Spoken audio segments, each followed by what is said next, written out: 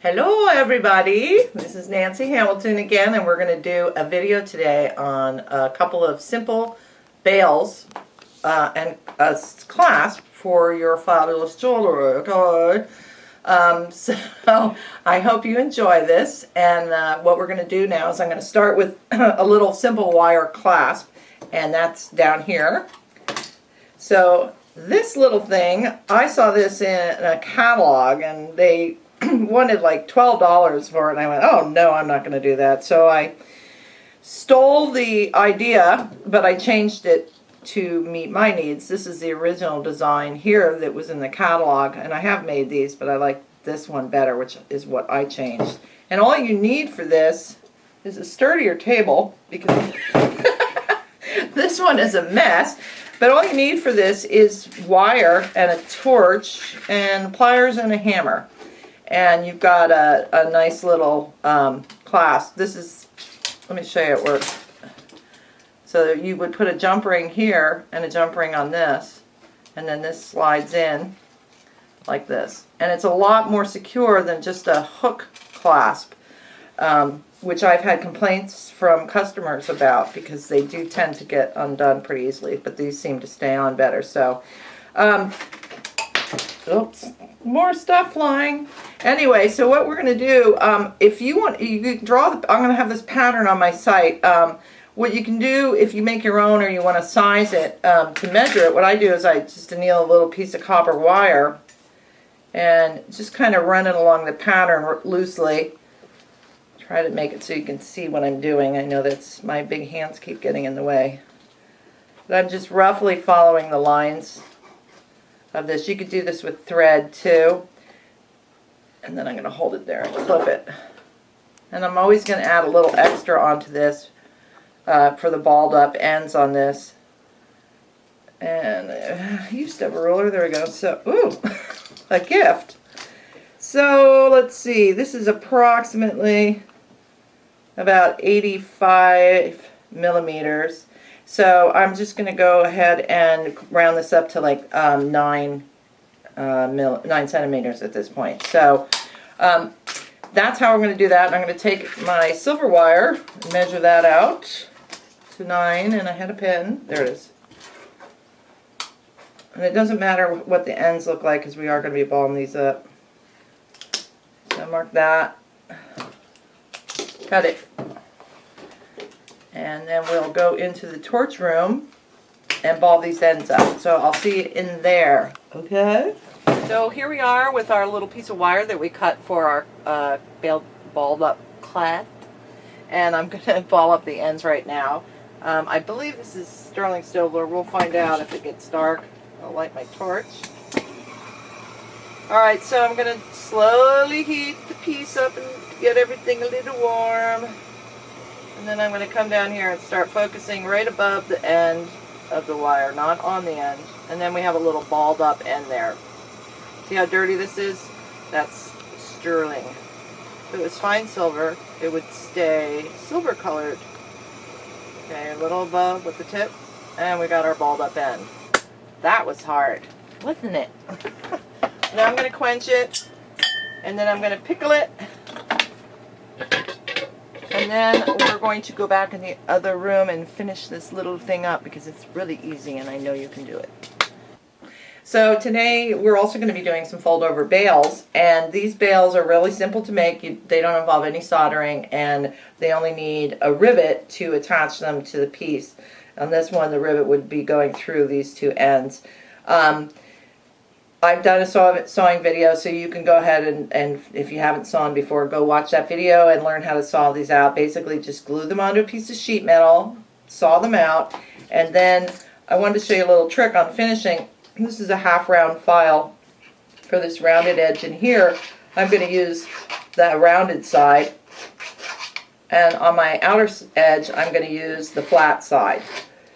Once you're done with your filing, you need to clean up these edges a little better. If you don't use the sanding disc that I have, go ahead and cut a little a little piece of sandpaper, and this is 320, and just wrap it around your file, which is already in the shape you need it in. And then go ahead and use this as your support for sanding. This piece is probably just a little too much on here. I think I'm going to trim this off because it's annoying me. You know I don't like to get annoyed.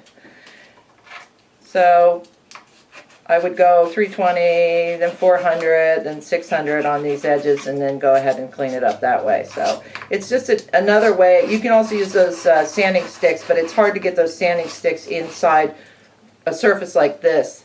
That's why putting it on the rounded edge of the file will help you to keep the shape of the interior piece. You don't want to flatten this out.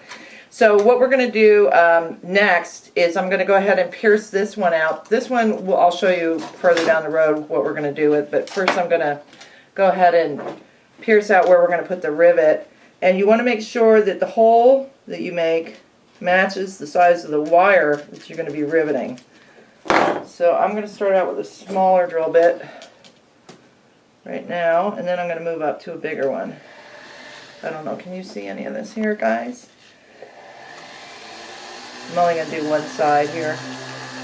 So I'm not going to show you how to rivet this. Boy, it's another dull drill bit. I think I need to start getting rid of these dull ones.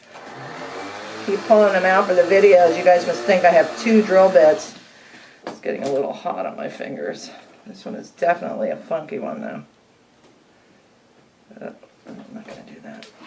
Yes.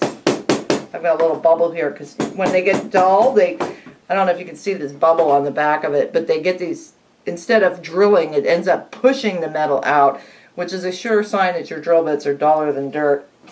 So while I go change my drill bit, you have some popcorn or something. I'll be right back.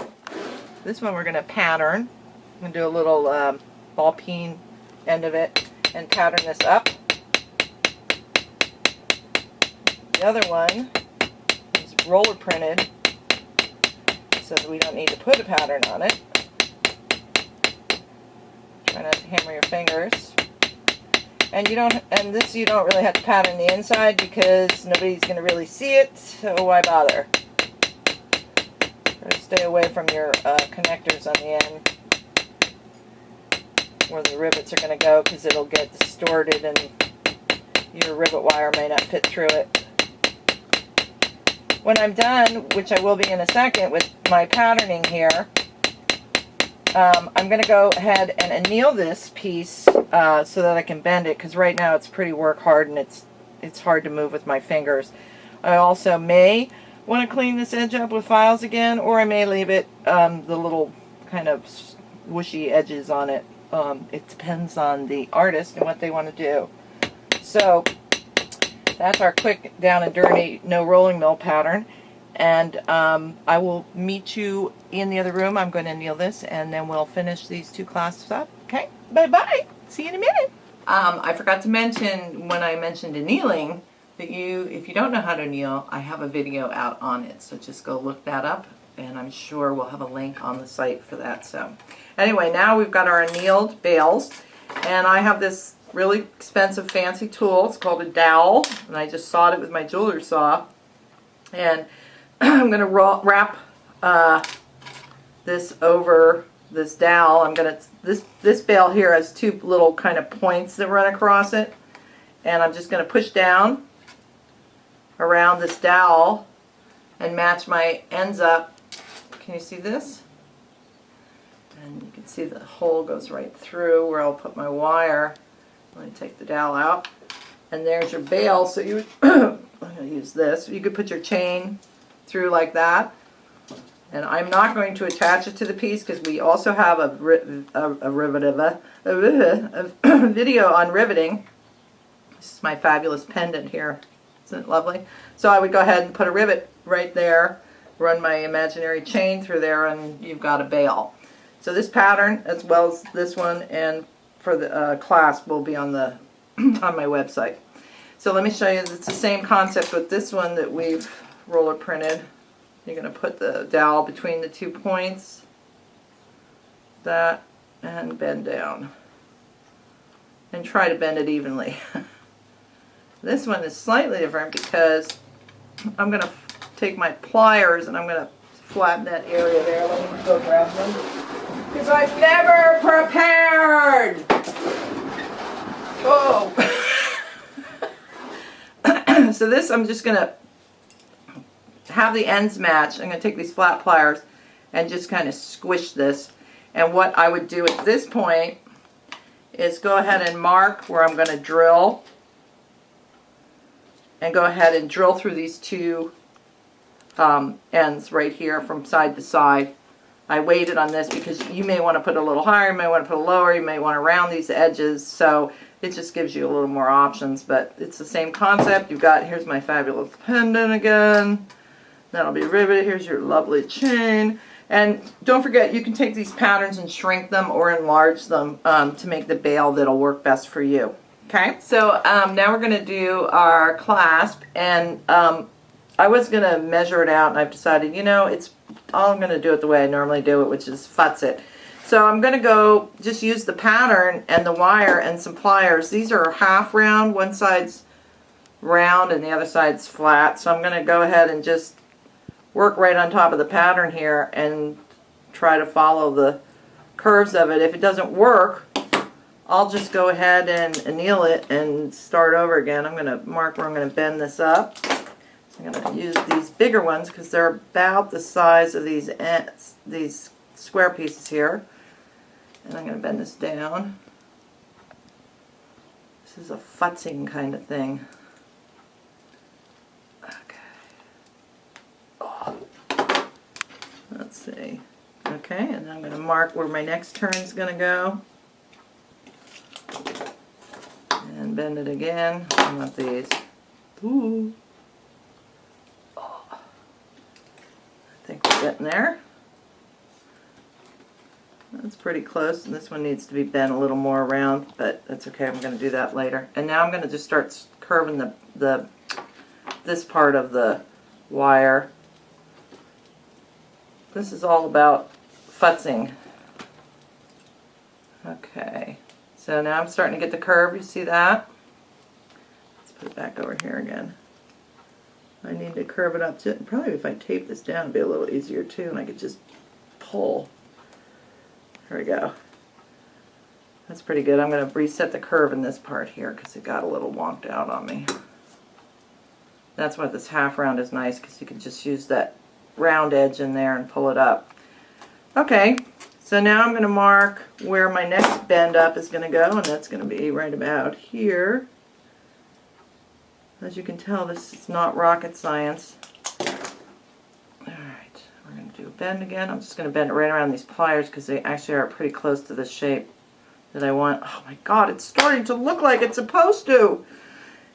You see that? And then I'm going to curve this edge here and do a little tweaking on it, and then I'm going to go hammer it, and then we'll be done with this.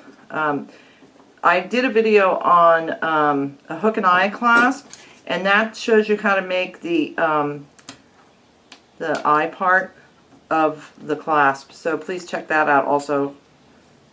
I don't want to repeat myself because I probably say something different. Then where would we be? Okay, so this is not exact to the pattern, but it's going to work. It's close enough, you know. That's if we're not trying to be perfectionists here. We're trying to make things work. And as long as it works and looks good, who the heck cares? So there we go on that. So then I'm going to go in and we're going to hammer it, and then we'll be done. Okay, we're here, and I have a weapon. So we're going to hammer now, and you could leave this clasp round if you so desire, but I like to flatten them. The other benefit of flattening these out is it work hardens them, and they're nice and springy. They won't lose their shape if somebody yanks or hangs it from a tree. I don't know what people do with my jewelry. Sometimes I get pieces back and it looks like they got run over by a truck. Could you fix this? So this helps keep the people from wrecking the stuff. Now this is going to have to be adjusted a little. This piece got a little bent out of shape with the hammering, so I'll just go back in with the half rounds and tighten it up. You want to keep the gap, you know, wide enough for your wire to fit through snugly. You don't want it like way open like that, you know. That's not going to do anybody any good. It'll get stuck in every sweater they own. So try to keep the ends a little closer together. And that's it. I mean, this is very simple, very effective, and I use these clasps all the time. I also use the bails quite often too. So you too can now have them for your home. Thank you for being here. I really appreciate it, you guys. Have fun and happy creating. Bye.